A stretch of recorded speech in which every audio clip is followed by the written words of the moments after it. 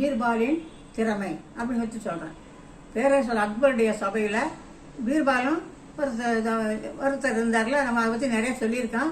அவருக்கு எப்பவும் அக்பருக்கு நிறைய யோசனை சொல்கிறதும் புத்தி சொல்கிறதும், அவருக்கு மதிநுட்பமான மந்திரியாக இருந்தார். இது மற்ற மந்திரிகளுக்கெல்லாம் கொஞ்சம் பொறாமையும் எரிச்சலும் இருக்கும். எப்போ பார்த்தாலும் அக்பர் பேரரசர் இப்படி தான் அவரை புகழ்ந்துகிட்டே இருக்கிறாருங்கிறப்போ வந்து மனசில் வெறுப்பாகவே இருப்பாங்க. ஒரு தடவை சபையில் நிறைய வெளிநாட்டிலேருந்து வெளியூரில் வரவங்கெல்லாம் பாட்டு பாடி பல விகடகவி பண்ணி மன்னரை சந்தோஷப்படுத்துவாங்க.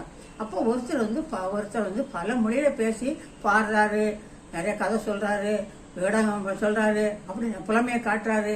இதெல்லாம் காட்டினோன்னே அப்படி ஒருத்தர் சொன்னோன்னே ராஜா சந்தோஷப்பட்டு அவங்களுக்கு பரிசு கொடுக்குறாரு. அப்போ அவங்கெல்லாம் போனதுக்கு அப்புறம் அவங்கள மந்திரி சொல்றாரு, இப்போ ஒருத்தர் வந்தாரு, பல மொழியில பேசி பாடி ஆடினாரு, பல விகடகவி பண்ணாரு, இவர் எந்த ஊரை சேர்ந்தவராக இருப்பாரு, எந்த மொழியை சேர்ந்தவராக இருப்பாரு அப்படின்னு கேட்டப்போ எல்லாரும் யாருக்கா தெரிஞ்சுதா அப்படிங்கிற ஒருத்தர் தெரியல அப்படிங்கிறாங்க. உடனே பீர்பால் உனக்கு தெரிஞ்சுதா அப்படிங்கிறாரு. பீர்பாலும் நாளைக்கு சொல்றேன், இன்னைக்கு இல்லை நாளைக்கு பால சொல்றேன் அப்படின்னு சொல்லிட்டு சபை கலைஞரும் போயிடுவாங்க. மறுநாள் சபை கூண்டனா பீர்பாலை கேட்பாரு, அக்பர் கேட்பாரு, என்ன பீர்பால் அந்த ஆள் யாரு, எந்த ஊரை சேர்ந்தவர், எந்த மொழியை சேர்ந்தவர் கண்டுபிடிச்சியா? கண்டுபிடிச்சிட்டேனே, அவர் வந்து ஆந்திர நாட்டை சேர்ந்தவர், தெலுங்குக்காரர். அப்படி அப்படியா, எப்படி கண்டுபிடிச்சா அப்படின்னு நான் வந்து அவர் தங்கியிருந்த சத்திரத்துல போய் அவர்கிட்ட எவ்வளவோ பேசி பார்த்தேன். அவர் வந்து என்னுடைய கேள்விக்கு என்ன சரியான பதில சொல்லவே இல்லை. தான் அவர் என்ன இந்த நாட்டை சேர்ந்தவன், இந்த மொழியை சேர்ந்தவன் சொல்லவே இல்லை. ஒன்று நானும் எப்படா நம்ம கண்டுபிடின்னு சொல்லிட்டு ராத்திரி ரொம்ப நேரம் வரைக்கும் அங்கேயே வெயிட் பண்ணுங்க காத்திருந்தேன். ராத்திரி படுத்து தூங்கும்போது கம்பு எடுத்து படான்னு அடித்தேன்.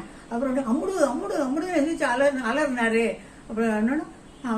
அப்புறம் அவர் தெலுங்கர், அவர் தெலுங்கு நாட்டை சேர்ந்தவர், தெலுங்கு மொழி பேசணும் கண்டுபிடிச்சேன்னா இப்போ அக்பர் சொல்லுவாரு, ஆமா அதை கண்டுபிடிச்சேன், அவர் அப்படி அடிச்சா நீ அப்படிங்கிறப்போ பீர்பால் சொல்லுவாரு, எந்த மொழிக்காரனாக இருந்தாலும் யாரா இருந்தாலும் கஷ்டப்படும் போதும் துன்பப்படும் போதும் வழியிலையும் அவங்க மொழியில தான் கத்துவாங்க.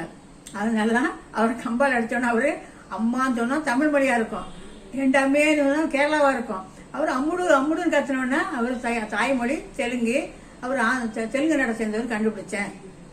உடனே அக்பர் சொல்லாரு, நான் எல்லாரும் சொன்னீங்கல்ல பீர்பாலை தான் நான் பாராட்டுறேன்னு, எப்படி தெரிஞ்சு சொல்றாருன்னு சொல்லி மற்றவங்க சொன்னேன்னா மற்றவங்களாம் சரின்னு அவரை ஒத்துக்கிட்ட மாதிரி தலையை நிற்க தலை வந்துட்டாங்க.